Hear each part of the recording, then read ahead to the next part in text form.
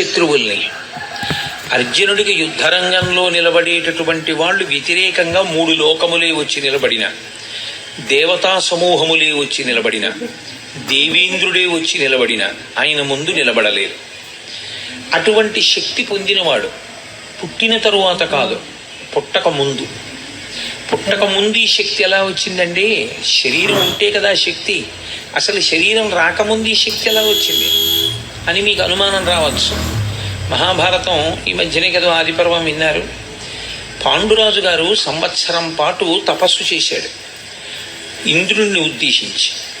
కుంతీదేవిని 1 ఏడాది పాటు వ్రతములు చేయమన్నాడు. ఇంద్రతేజస్సుని భరించగలిగినటువంటి గర్భాన్ని పొంది ఉండడం కోసమని.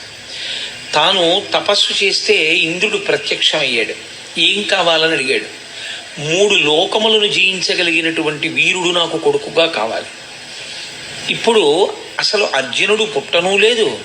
అర్జునుడు పుట్టడానికి కావలసినటువంటి తేజస్సు కుంతీదేవి గర్భమునందు చేరలేదు.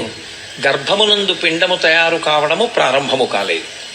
కానీ పుట్టబోయేటటువంటి పిల్లవాడు ఎంత తేజోవంతుడై ఉండాలో మాత్రం నిర్ధారణ అయిపోయింది. ఇంద్రుడు వరం ఇచ్చాడు, నీ కొడుకు 3 లోకములను జయించగలడు. ఇక్కడ 3 లోకములను జయించగలడు అన్న మాటకు అర్థం రావణాసురుల్లాగా తన ప్రయోజనం కొరకు గెలిచేటటువంటి వాడు కాడు. అందుకే ఆ పరాక్రమం, ఆ శక్తి దుర్వినియోగం అయిపోయి సమాజమునకు కంటకము కాకూడదు. అందుకే ముందు ధర్మదేవతానుగ్రహంగా ధర్మరాజునికి అన్నాడు పాండురాజు. ధర్మదేవత వెనక నడిచేటటువంటి తేజస్సు, ధర్మమును అనుసరించవలసిన తేజస్సు. ధర్మరాజు గారు ఏం చేస్తున్నారో దాన్ని అనువర్తించవలసినటువంటి పరాక్రమం. ఆ ధర్మరాజు గారు యుద్ధం చెయ్యడానికి అనుమతి అడుగుతున్నారు భీష్మద్రోణాదులను కురుక్షేత్రంలో. ఆ ధర్మరాజు గారి తమ్ముడు ఆయన బాటలో వెళ్ళవలసినటువంటి వాడు అక్కరలేనటువంటి మెట్ట వేదాంతం అంతా తీసుకొచ్చాడు. పతంతి పితరో హ్యేషాం లుప్త పిండోదక క్రియాహ అంటున్నాడు. నేను యుద్ధం చెయ్యను, నేను వీళ్ళని చంపను, నాకు చంపడం ఇష్టం లేదు, ఈ నెత్తుటికూడు నాకు వద్దు, నాకు ఈ రాజ్యం వద్దు, నేనే దుర్యోధనుడి చేతిలో చనిపోతానంటున్నాడు. ఇటువంటి స్థితిలో ఆయన అంటున్నారు కృష్ణ పరమాత్మ, క్షుద్రం హృదయ దౌర్బల్యం. ఈ మాట అప్పుడు కాదు, కురుక్షేత్రంలో కాదు, ధర్మక్షేత్రంలో. ఈ మాట మానవాళి ఎంతకాలం ఉంటుందో, ఈ లోకములు ఎంతకాలం ఉంటాయో అంతకాలము ఈ మాట పనిచేస్తుంది. అందుకే భగవద్గీత యొక్క శక్తి అటువంటిది. క్షుద్రం హృదయ దౌర్బల్యం. క్షుద్రము అంటే అంతకన్నా హేయమైనది, అంతకన్నా నీచమైనది, అంతకన్నా తిరస్కరింపబడవలసినది, అంతకన్నా వర్జింపవలసినది వేరొకటి లేదు. అది క్షుద్రం. ఏది క్షుద్రం? హృదయ దౌర్బల్యం. మనసు బలహీనపడిపోవుట, మనసు దౌర్బల్యమును పొందుట. అంటే మనసుకి ఉండవలసినటువంటి బలాన్ని మనసు కోల్పోవడం. ఇప్పుడు మీరు ఒక విషయాన్ని చాలా జాగ్రత్తగా గమనించాలి. కృష్ణ పరమాత్మ మాట్లాడుతున్న దాంట్లో ఆయన అంటున్నారు, నీకు హృదయ దౌర్బల్యం ఏర్పడినది, దీన్ని త్యక్తోత్తిష్ట పరంతప, దీన్ని విడిచిపెట్టి ఉత్తిష్ట లే. ఇప్పుడు విడిచిపెట్టడానికి అర్జునుడు పట్టుకున్నాడా దౌర్బల్యాన్ని? మోహమునకు ఎప్పుడైతే వశుడయ్యాడో, ఎప్పుడైతే అటువంటి మోహము తనని ఆక్రమించడానికి, తన బుద్ధిని కప్పడానికి, వివేచనతో ఆలోచించడం అన్నది పక్కన పెట్టేశాడో అప్పుడు ఆ మోహం వచ్చేసింది. ఆ మోహము చేత అక్కర్లేనటువంటి బలహీనత వచ్చింది. ఇప్పుడు ఇది హృదయ దౌర్బల్యం అయిపోయింది. ఆయనకి శరీరమునందు బలం లేకపోలేదు. అర్జునుడు అప్పుడు ఆ కూలబడినప్పుడు కూడా అంతే బలవంతుడు. ఆయనకి ఏం నీరసం వచ్చో లేకపోతే గుండెపోటు వచ్చో పడిపోలేదు. ఆయన విపరీతమైన బలం ఉన్నవాడై పడిపోయాడు. గాంధీవం పట్టుకోగలిగిన వాడై గాంధీవం వదిలిపెట్టేశాడు. అస్త్రములను ప్రయోగించగలిగిన వాడై ప్రయోగించనంటున్నాడు. అంతమందిని చంపగలిగిన వాడై నేను చంపనంటున్నాడు. దీనికి కారణం ఆయనకి శరీరంలో ఏమైనా నీరసం వచ్చిందా, మనసులో బలహీనత వచ్చిందా? మనసులో బలహీనత వచ్చింది. క్షుద్రం హృదయ దౌర్బల్యం. ఎందువల్ల అలా వస్తుంది అంటే మీరు ఇక్కడ ఒక చిన్న విషయాన్ని గమనించవలసి ఉంటుంది. శరీరము స్థూలము, మనసు సూక్ష్మము. ఈ రెండింటికి ఉండే పెద్ద తేడా అక్కడ ఉంటుంది. ఏది సూక్ష్మమై ఉంటుందో దానిని వశం చేసుకోవడం కష్టం. ఏది స్థూలమై ఉంటుందో దాన్ని వశం చేసుకోవడం తేలిక. మీరు ఒక వ్యక్తి శరీరాన్ని వశం చేసుకోగలరు. ఒక వ్యక్తి సమాజంలో దొంగతనాలు ఎక్కువ చేస్తున్నాడు, సమాజంలో చెయ్యకూడని పనులు చేస్తున్నాడు. మీరు ఆ వ్యక్తిని తీసుకెళ్ళి, ఆ వ్యక్తి యొక్క శరీరాన్ని తీసుకెళ్ళి ఓ కారాగారంలో పెట్టగలరు, ఓ 2 ఏళ్ళు 3 ఏళ్ళు. ఆ వ్యక్తి యొక్క మనస్సు యందు పరివర్తన తీసుకురాగలదా కారాగారమో అని నన్ను అడిగారు అనుకోండి, తీసుకురావచ్చు, తీసుకురాలేకపోవచ్చు, లేదా అతను అంతకన్నా పెద్ద దొంగ కావచ్చు. ప్రతీకార బుద్ధిని పెంచుకున్నవాడై నన్ను ఫలానా అప్పుడు నేను యామరపాటుగా ఉన్నప్పుడు పట్టుకున్నారు కనుక నేను అసలు యామరపాటు పొందకుండా నేను సమాజాన్ని ఇబ్బంది పెడతాను అని అన్నాడు అనుకోండి. ఇప్పుడు మీరు అతని శరీరాన్ని బంధించగలిగారేమో కానీ అతని మనసులో పరివర్తన ఏమైనా తీసుకురాగలిగారా? మీరు తీసుకురాలేరు. స్థూల శరీరాన్ని వశం చేసుకోవచ్చు, బంధించవచ్చు. స్థూల శరీరాన్ని మీరు తీసుకొచ్చి కట్టి పడేయచ్చు మీ దగ్గర. కానీ సూక్ష్మ శరీరాన్ని మీరు వంచలేరు, మీ తరం కాదది. అది తనంత తానే మారవలసి ఉంటుంది. అది మారేది దేనికి అంటే ఒక్క బోధకు మాత్రమే మారుతుంది. పరివర్తన తనంత తాను మార్పు చెందితే అది సద్బుద్ధితో ఉంటుంది.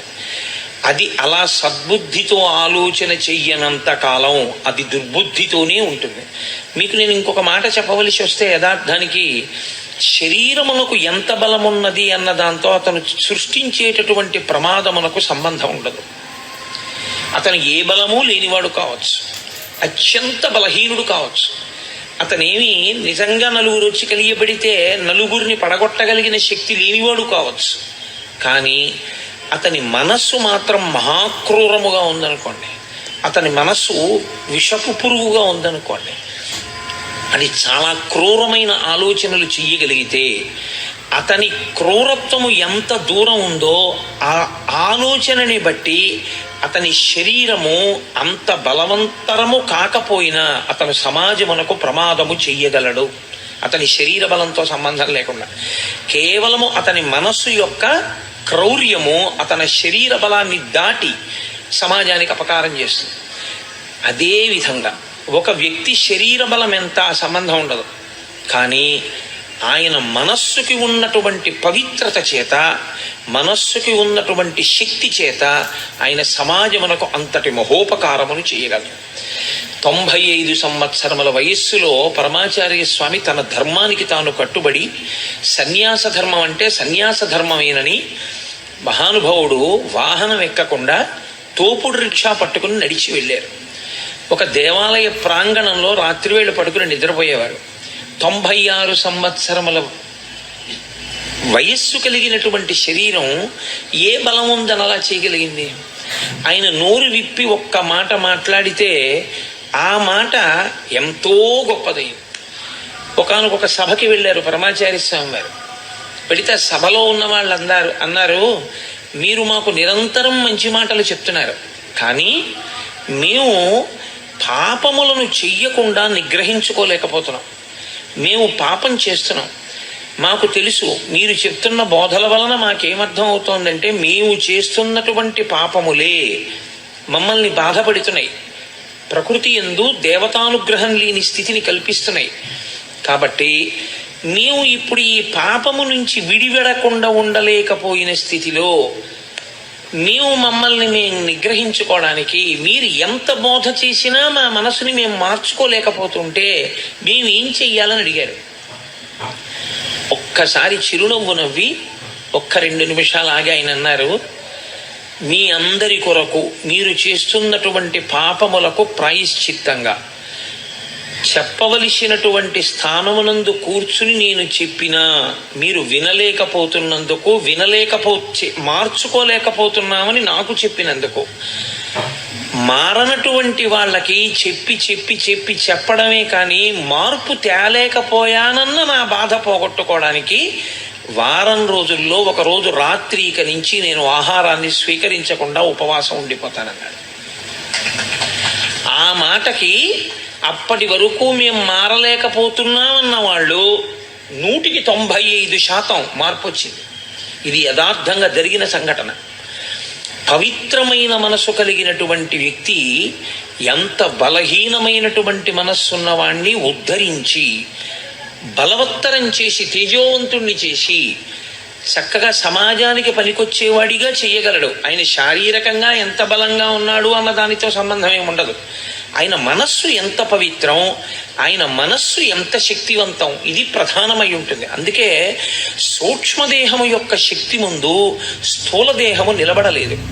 సూక్ష్మదేహానికి ఉన్నటువంటి వేగం ముందు స్థూలదేహం నిలబడలేదు. స్థూలదేహానికి ఉండే వేగం చాలా చాలా తక్కువ. నేను ఇక్కడి నుంచి హైదరాబాద్ వెళ్ళాలి అని అనుకున్నాను అనుకోండి, కనీసం నేను 11 గంటల నుంచి 12 గంటలు ప్రయాణం చేస్తే తప్ప నా స్థూల శరీరం హైదరాబాద్ని చేరుకోలేదు.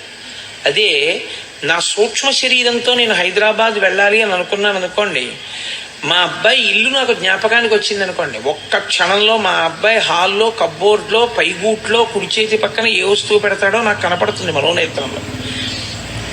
సూక్ష్మ శరీరానికి వేగం ఉంటుంది, స్థూల శరీరానికి అంత వేగం ఉండదు. అందుకే సూక్ష్మ శరీరం స్థూల శరీరాన్ని వశం చేసుకుని ఉంటుంది ఎప్పుడు. అన్ని శక్తులు దానివి. ఆ మనస్సు పవిత్రమై, ఆ మనస్సు ఎప్పుడూ పవిత్రమైన వస్తువుల్ని పట్టుకునేటట్టుగా తర్ఫీదిచ్చుకున్న జీవుడున్నాడే, వాడు కూడా దాని వలన తరించిపోతుంటాడు. స్థూల దేహంతో ఎంత చేస్తున్నాడన్నది కాదు, సూక్ష్మదేహంతో చేసినది ఏదుందో అది అపార శక్తివంతం. దీనికో లక్షణం ఉంది, ఇది విపరిణీయతే. దీనికి ఉన్న లక్షణం ఏమిటంటే శరీరముగా ఉంటుంది, దేహముగా ఉంటుంది. శరీరము అన్న పేరు చేత దీనికి శిథిలం అవడమే దీని యొక్క లక్షణం. ఇది పెరుగుతోంది అంటే దీని సంధిబంధములు విడిపోతాయి, దీని యందు ప్రజ్వరుడు ప్రవేశిస్తాడు. ఇది నానాటికి మారిపోతుంది. నానాటికి మారిపోయి చిట్ట చివరికి ఏమవుతుందంటే ఇది దహింపబడుతుంది, దీన్ని తీసుకెళ్ళి కాల్చేస్తారు. కాబట్టి దీని చిట్ట చివర ఏం జరుగుతుంది అంటే, మీరు ఎంత గౌరవంగా శరీరాన్ని చూశారు, ఎంత ప్రేమగా చూశారు, ఆ శరీరం లోకంలో ఎన్ని గౌరవాలు పొందింది, ఎన్ని దండలు వేయించుకుంది, ఎంతమందితో నమస్కారాలు పెట్టించుకుంది, ఆయన మాట్లాడితే ఎన్ని వేల మంది విన్నారు, ఎన్ని నమస్కారాలు చేశారు, వీటితో ఏమీ సంబంధం ఉండదు. ఆ శరీరముతో ఉండగా ఆయన చేసుకున్న మంచి పనిది. కాబట్టి ఈశ్వర శాసనాన్ని ఆయన ఔదల దాల్చాడు. కానీ అది ఎంత గొప్ప శరీరం అయినా కావచ్చు, ఎంతటి మహాత్ముడి శరీరం అయినా కావచ్చు, తొట్టతొదకు మాత్రం కాలిపోవలసిందే, అథవా భూమి యందు కప్పి పెట్టబడవలసిందే తప్ప వేరొకలా శరీరంతో ఉండడం అన్నది మాత్రం సంభవం కాదు. అంతటి మహాత్ముడైన పరమాచార్య స్వామి వారైనా కూడా ఆయన శరీరం పంచభూతాల్లోకి వెళ్ళిపోవలసిందే. వివేకానందుడైనా వెళ్ళిపోవలసిందే, రామకృష్ణ పరమహంస అయినా వెళ్ళిపోవలసిందే. శరీరములు వెళ్ళిపోతాయి.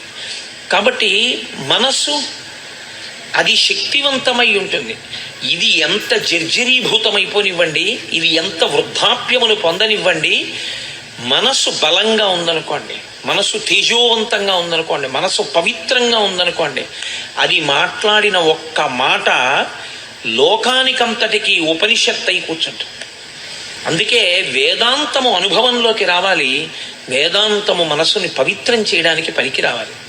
అనుష్ఠానములకు పనికిరాని ధర్మము తాను ఆచరించడానికి, తన మనసుకు పట్టించుకోవడానికి పనికిరాని వేదాంతము తనకు అక్కరకు వచ్చేవి కావు.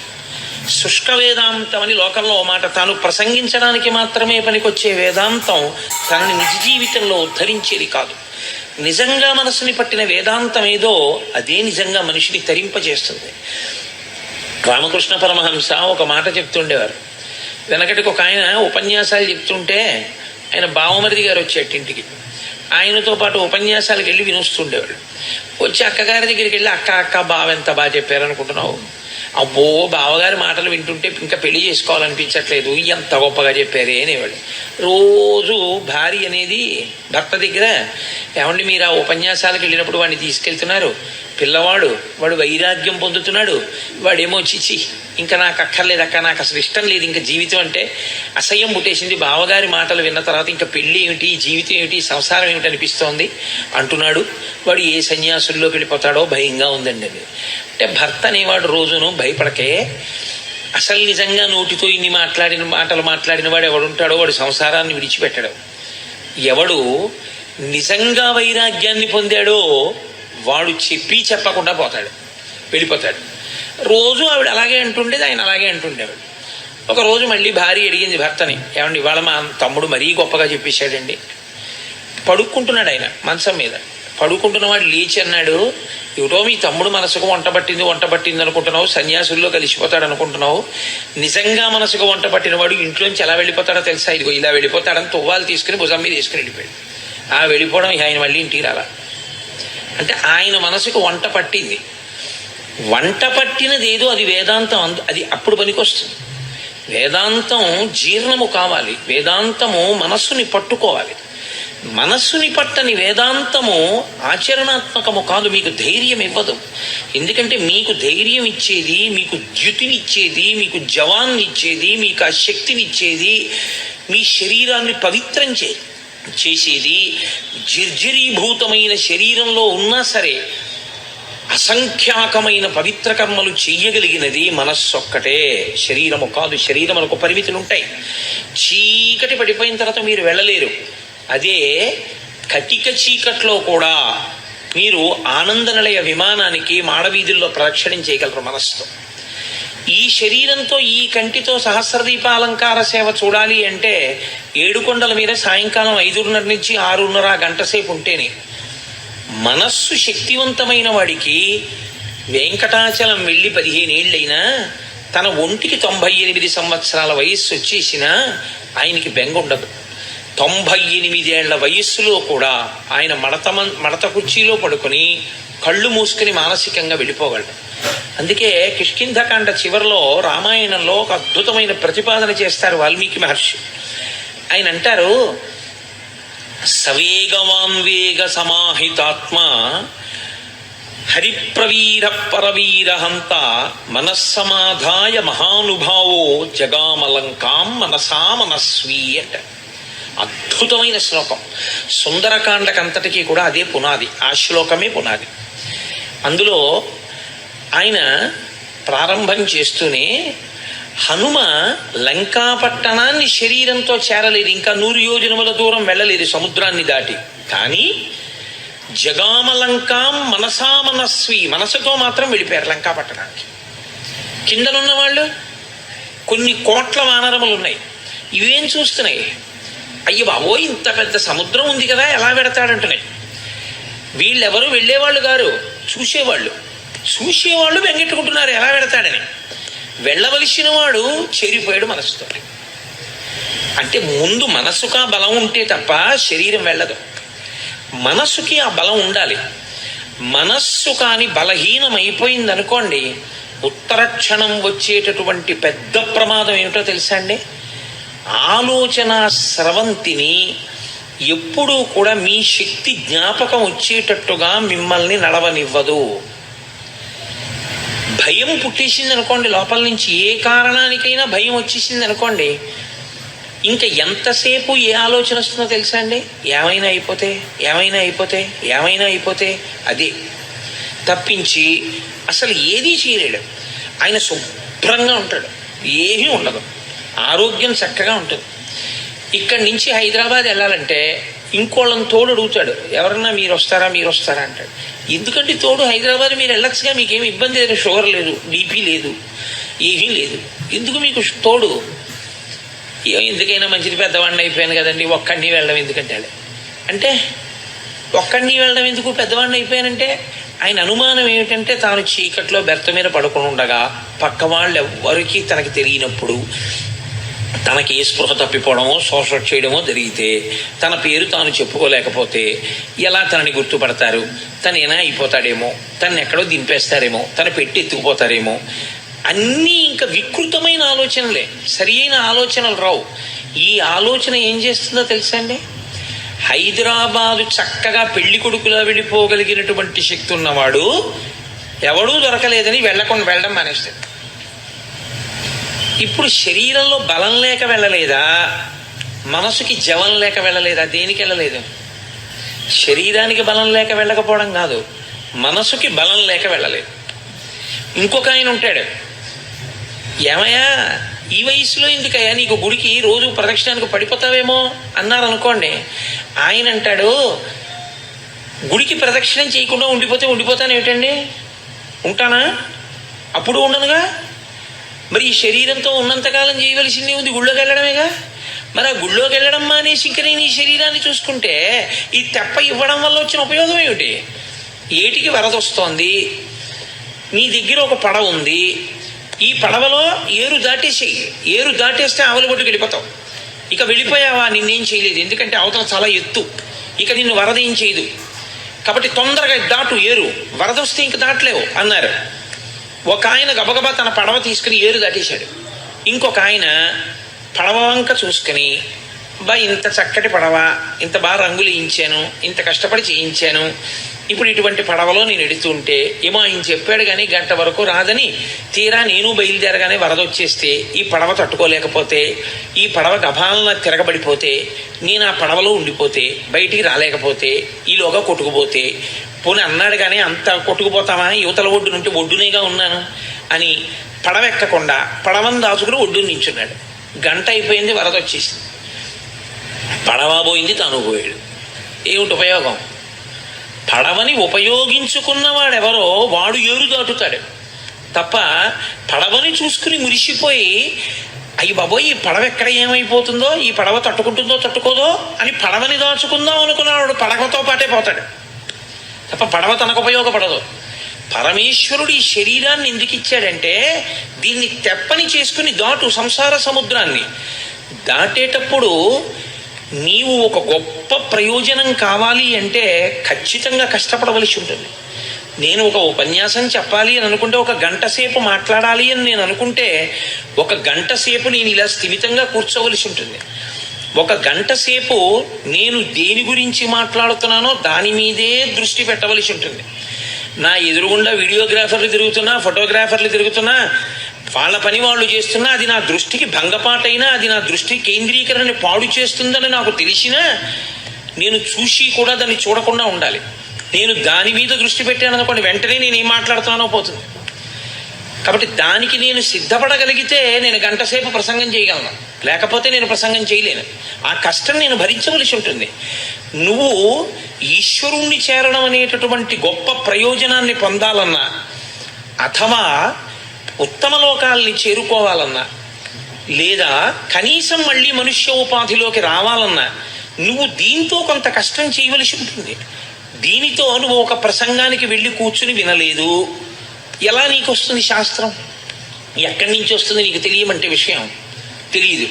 నువ్వు పుస్తకం చదవవు, పుస్తకం ఇంట్లో ఉంది, పెద్దలు చదివించారు, చదువుకోగలవు, పుస్తకం తెచ్చుకోవు, పుస్తకం చదవవు, చదువుకుని అర్థం చేసుకునే ప్రయత్నం చెయ్యవు, మరి ఈ శరీరంతో నువ్వు ఎలా తరిస్తావు? ఎందుకండి దాన్ని చదవడం? ఇప్పుడు ఆ భగవద్గీత అంతా చదవకపోతే వచ్చిన నష్టం ఏమిటండి? రోజు చక్కగా టీవీ చూస్తాను, చూడు, అది ఆ పడవని పట్టుకుని చూసుకుని మురిసిపోతూ గడిపేసి పడవ తాను కొట్టుకుపోయిన వాడు ఎలా ఉంటాడో అలాగే కొట్టుకుపోతాడు. ఈ తెప్పని ఎవరు వాడుకుంటాడో వాడు మాత్రమే ఏరు దాటుతాడు. ఆ ఏరు దాటడం అనేటటువంటి ప్రక్రియ యందు మనసు చాలా చాలా ప్రధానమైన పాత్ర పోషిస్తుంది. ఆ మనసు కానీ దౌర్బల్యమునకు లోనైపోయింది అనుకోండి, అది ప్రతి చిన్నదానికి కదిలిపోయి భయపడిపోయింది అనుకోండి, శరీరమునందు ఉండవలసినటువంటి బలం అంతా ఉన్నా నిరర్ధకమే. ఎందుకో తెలుసా అండి? శోకమునకు కొన్ని లక్షణాలు ఉంటాయి. శ్రీరామాయణంలో లక్ష్మణస్వామి చెప్తారు రామచంద్రమూర్తితో, శోకో నాశయితే ధైర్యం, శోకో నాశయితే ధృతం, శోకో నాశయితే సర్వం, నాస్తి శోక సమో రిపుః. ప్రపంచంలో శోకమును మించిన శత్రువు లేడు. ఎందుచేతనంటే శత్రువు ఏం చేస్తుంటాడంటే ఎప్పుడూ వీడిని ఎలా పాడు చేద్దామని చూస్తాడు. శోకం ఏం చేస్తుందంటే ఎవరు శోకమును పొందారో వాడినే పాడు చేసేస్తుంది. శోకమునకు వాడే శత్రువు, ఎవడు శోకమును పొందాడో వాడిని పాడు చేస్తుంది. నిప్పు తీసుకొచ్చి నేను జేబులో వేసుకున్నాను అనుకోండి, అయ్యో వాళ్ళు ఎవరు నిప్పట్టుకోలేదు, పాపం ఈయన ఒక్కడే జేబులో వేసుకున్నాడు అని, జేబులో వేసుకోలేదు నన్ను వీడొక్కడే జేబులో వేసుకుని గౌరవించాడని నన్ను గౌరవించి ఊరుకుని మిమ్మల్ని కాలుస్తుందా? జేబులో వేసుకుని నన్ను కాలుస్తుందా? నన్ను కాలుస్తుంది. అలా శోకము ఎవరి యందు ఉత్పన్నమైందో వాళ్ళనే పాడు చేసేస్తుంది శత్రువై. ఆ శోకము మొట్టమొదట చేసే పని ఏమిటి అంటే, శోకో నాశయితే ధైర్యం. శోకము వలన ధైర్యం పోతుంది. ధైర్యము అంటే అది పెద్ద విషయం ఏముందండి, మనం చేయగలం. అనలేడు. ఎన్ని వనరులు ఉండనివ్వండి, ఎన్ని సంభారములు దగ్గర ఉండనివ్వండి, ఎంత చెయ్యగలిగిన సమర్థత ఉండనివ్వండి, మొట్టమొదటే బెంగ. నాకు తెలిసిన ఆయన ఒక ఆయన ఉండేవాడు. ఆయన ఉండేది ఏలూరులో, వెళ్ళవలసింది తాడేపల్లిగూడెం. ఇంకా మర్నాడు వెళ్ళాలి తాడేపల్లిగూడెం. వెళ్ళి ఒక చాలా ముఖ్యమైన విషయం మీద వెళ్ళవలసి ఉంది నేను ఆయన. ఆయన దగ్గరికి నేను వెళ్ళి అన్నాను, అయ్యా ఇవాళ మనం రేపు పొద్దున్నే 5:30 ట్రైన్ ఎక్కేస్తే తాడేపల్లిగూడెం వెళ్ళిపోతాం. మీ ఇల్లు దగ్గరేగా, పవర్ ప్యాడ్ స్టేషన్ వెనకాతలే, కాబట్టి మనం పవర్ ప్యాడ్ స్టేషన్లో ఎక్కేద్దాం పాసింజర్ కాబట్టి. అంటే ఆయన అన్నాడు, కష్టమండి అన్నాడు. ఎందుచేత కష్టం అన్నాను. మీరు చెప్తే ఆశ్చర్యపోతారు. వ్యక్తి మనస్సు బలహీనత అంటే అలా ఉంటుంది. ఆయన నాకు 2 కారణాలు చెప్పాడు. ఈ 2 కారణముల చేత మనం ప్యాసింజర్కి వెళ్ళలేము. ఏమిటి అన్నాను. 3 సందుల అవతల పిచ్చి కుక్క ఒకటి తిరుగుతోంది. శీతాకాలం కదండి, 5 గంటలకి చీకటి తెల్లవారదు. 5 గంటలకు మనం ఇంట్లోంచి బయటికి వెడితే ఆ పిచ్చి కుక్క మీద పడితే తాడేపల్లిగూడెం మాట తర్వాత మనని రక్షించేవాడు ఉండడు. హైడ్రోఫోబియా వస్తుంది. ఎవరి ఇంట్లో వాళ్ళు కూడా చూడరే. కాబట్టి సాహసం చేయలేం. పిచ్చి కుక్క 3 వీధుల అవతల ఉంది కాబట్టి మనం వెళ్ళలేము, మొదటి విషయం. 2, నా దగ్గర చిల్లర లేదు. చిల్లర లేకపోతే ఏమండి అంటే మీకు తెలియదు కోటేశ్వరారు, మనం వెళ్ళి బుకింగ్ కౌంటర్లో చెయ్యి పెట్టి 100 రూపాయల కాగితం ఇచ్చి తాడేపల్లిగూడెం అనగానే వాడి చెయ్యి తోసేసి చిల్లర తెచ్చుకోండి అంటాడు. ఎవ్వడు ఇవ్వడు. 100 రూపాయలకి చిల్లర ఇమ్మంటే ఎవడు ఇవ్వడండి. పొద్దున్నే చిల్లర ఎక్కడుందండి అంటాడు. పోను కాఫీ తాగి చిల్లర పుచ్చుకుందంటే కాఫీ తాగితే చిల్లర ఎక్కడ ఇస్తామంటాడు. కాబట్టి ఇప్పుడు నేను చిల్లర తేవడానికి ఎవరింటికి వెళ్ళి అందరి ఇళ్ళ ముందు నిలబడి అమ్మ 100 రూపాయలకి చిల్లర ఇవ్వండి అని ఇప్పుడు అడిగి పుచ్చుకోను. ఇప్పుడు వెళ్ళలేను, రాత్రి అయింది కాబట్టి 9 అయిపోయింది. పడుకునే వాళ్ళని లేపి 100 రూపాయలు చిల్లర అడిగితే బాగుండదు. రేపు పొద్దున్న చిల్లర ఇస్తాడని నమ్మకం లేదు కాబట్టి వద్దండి అన్నాడు. నేను తెల్లబోయి సరేలేండి అయితేనని చెప్పి నేను వెళ్ళిపోయాను. నేను నా కార్యంలో సఫలీకృతుడైపోయాను. నేను పొందవలసిన ఫలితాన్ని పొందేశాను. ఆయన పిచ్చి కుక్క తనని తరమకూడదు అని 7 గంటలకో 8 గంటలో అయిన తర్వాత బయలుదేరి ఉన్నాడు. ఆయన వచ్చేటప్పటికి అసలు పొందవలసిన ప్రయోజన సంబంధమైనటువంటి విషయం మూసేశారు. ఆయన పొందలేకపోయాడు. దానివల్ల అదే సామాన్యమైన విషయం అనుకుంటున్నారేమో, ఆయన జీవితంలో మళ్ళీ ఆ విషయాన్ని ఇక సాధించుకోలేకపోయాడు. అలాగే వెళ్ళిపోయింది ఆయన శరీరం. కాబట్టి మనస్సు బలహీన పడిందనుకోండి, మనిషి శరీరమునకు ఎంత బలం ఉన్నా వాడు పొందలేడు. 1,00,000 రూపాయలు ఉన్నాయి, 100 రూపాయలకి చిల్లర ఇవ్వలేదు అనుకోండి, ఉంచేసుకుని గూడెం టికెట్ ఇవ్వండి, పర్వాలేదు, నేను గూడెం వెళ్ళడం ప్రధానం, తీసుకుంటానండి అన్నాడు అనుకోండి, 100 రూపాయల చిల్లర వాడే ఇస్తాడు. అసలు ఏ ధైర్యం లేకపోతే ఏ పని చెయ్యాలన్నా ధైర్యమే, ఏ పని చేద్దామన్నా పిరికితనమే, ఇంకేం చేస్తాడు?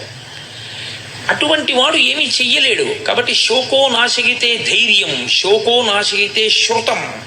విన్నది జ్ఞాపకానికి రాదు. ఏది నువ్వు విన్నావో ఆ విన్నవేవి జ్ఞాపకానికి రావు. ఎందుకంటే శోకమును పొందినటువంటి కారణం చేత విన్నవన్నీ మరుగున పడిపోతాయి. ఆ భయ విహ్వలుడైపోయినటువంటి వాడికి ఎంత గొప్ప వ్యక్తుల దగ్గర ఎన్ని గొప్ప విషయాలు విన్నవాడైనా కానివ్వండి, సాక్షాత్ ధర్మరాజు గారికి తమ్ముడు ధర్మరాజు గారితో కలిసి తిరిగాడు, కానీ ధర్మరాజు గారు చెప్పిన మాటలు గుర్తులేవు. కృష్ణ పరమాత్మతో తిరిగాడు, కృష్ణ పరమాత్మ చెప్పిన మాటలు గుర్తులేవు. ద్రౌపదీదేవి కురుక్షేత్రానికి ముందు ఏడిచిన ఏడుపు గుర్తులేదు, తాను ఎందుకు యుద్ధం చెయ్యాలో గుర్తులేదు. శోకో నాశయితే శృతం, శోకో నాశయితే సర్వం. ఇంకా ధైర్యం కోల్పోయిన వాడికి, పెద్దలు చెప్పిన మాటలు గుర్తురాని వాడికి, కార్యాన్ని నిర్వహించలేని వాడికి వాడు పొందగలిగిందే ఉంటుంది, వాడు ఏమీ పొందలేడు. కాబట్టి వాడు సమస్తమును కోల్పోతాడు. కాబట్టి శోకో నాశగితే సర్వం నాస్తి శోక సమోరిపు.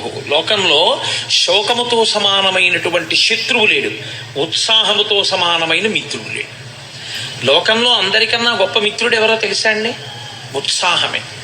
ఉత్సాహో బలవాన్ నార్యా నాస్తుత్యాహ పరం బలం సోత్సాహస్యాస్తి లోకేస్మిన్ నకించితపి దుర్లభం. అసలు ఉత్సాహం ఉన్న వాడికి దుర్లభం అన్న మాట లేదు. ఆ ఉత్సాహం ఉండి మనం ఎందుకు చెయ్యలేము, మనం చెయ్యగలం అనుకున్నాడు అనుకోండి, వాడు సాధించగలడు, వాడు ఆ ప్రయత్నం మీద పూనికతో నిలబడగలడు. అసలు ఆ ఉత్సాహమే లేనివాడు ఎన్ని సంభారములు ఉన్నా ఎన్ని వనరులు ఉన్నా వాడు చెయ్యగలిగినటువంటి విషయం ఉండదు. కాబట్టి అది క్షుద్రం హృదయ దౌర్బల్యం. సిగ్గుగా లేదు నీకు ఈ మాట అనడానికి? కూలబడిపోతావా సిగ్గు లేకుండా? గాంధీవాన్ని విడిచిపెట్టావా? ఒళ్ళంతా చెమటలు పట్టాయా? భీరువు అయిపోయావా? భయపడిపోయానని చెప్తున్నావా? యుద్ధం చెయ్యనంటున్నావా? నీకు అసహ్యం పుట్టట్లా నీ మాటల మీద నీకు? కాబట్టి క్షుద్రం హృదయ దౌర్బల్యం త్యక్త్యోత్తిష్ట పరంతప, విడిచిపెట్టు. చిత్రం ఏమిటో తెలుసా అండి? ఎవరు ఆ దౌర్బల్యాన్ని పొందారో వాడు విడిచిపెట్టాలి తప్ప పక్కవాడు విడిచిపెట్టు విడిచిపెట్టు విడిచిపెట్టు విడిచిపెట్టని ఎన్ని మాటలు చెవిలో చెప్పినా వాడు విడిచిపెట్టనంతసేపు వాడి ధైర్యం మళ్ళీ వాడికి రాదు. ఇప్పుడు అర్జునుడికి మళ్ళీ ధైర్యం కలగడం అన్నది ఎక్కడుందంటే ఆ మోహం పోవాలి. ఆ మోహం పోయి మళ్ళీ తాను ఏది స్మృతిని పొందాలో అది స్మృతిలోకి వస్తే, తన కర్తవ్యం ఏదో తనకి గుర్తొస్తే, తన ధర్మం ఏదో తనకి జ్ఞాపకానికి వస్తే, తాను చెయ్యవలసిన పని చెయ్యడానికి తాను ఉద్యుక్తుడైతే తాను చేసేయగలడంతే. కాబట్టి నువ్వు ఉత్తర క్షణం ఆ క్షుద్రమైనటువంటి హృదయ దౌర్బల్యాన్ని విడిచిపెట్టేసి ఉత్తిష్ట, లేచి అర్జున ప్రారంభించు యుద్ధాన్ని. ఉత్తిష్ట అన్న మాటకు అర్థం ఇక్కడ కేవలం శరీరంతో లేవడం కాదు.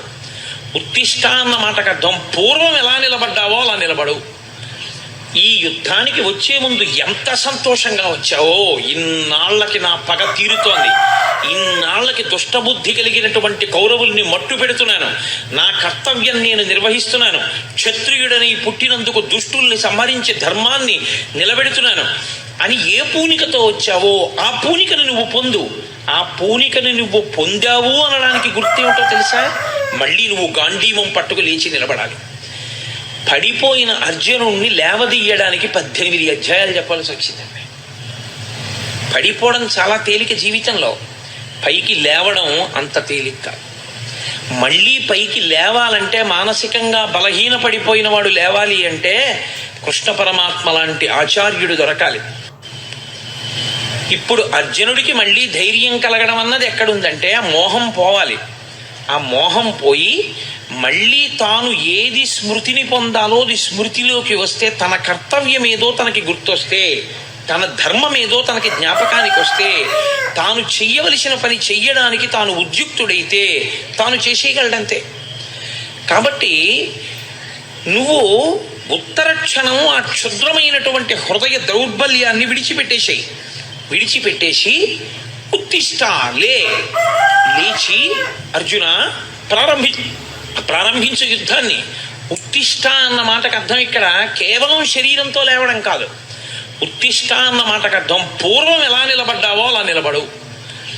ఈ యుద్ధానికి వచ్చే ముందు ఎంత సంతోషంగా వచ్చావో, ఇన్నాళ్లకి నా పగ తీరుతోంది, ఇన్నాళ్లకి దుష్టబుద్ధి కలిగినటువంటి కౌరవుల్ని మట్టు పెడుతున్నాను, నా కర్తవ్యం నేను నిర్వహిస్తున్నాను, క్షత్రియుడని పుట్టినందుకు దుష్టుల్ని సంహరించి ధర్మాన్ని నిలబెడుతున్నాను అని ఏ పూనికతో వచ్చావో ఆ పూనికను నువ్వు పొందు. ఆ పూనికను నువ్వు పొందావు అనడానికి గుర్తేమిటో తెలుసా? మళ్ళీ నువ్వు గాంధీవం పట్టుకు లేచి నిలబడాలి. పడిపోయిన అర్జునుడిని లేవదీయడానికి 18 అధ్యాయాలు చెప్పాల్సి వచ్చిందండి.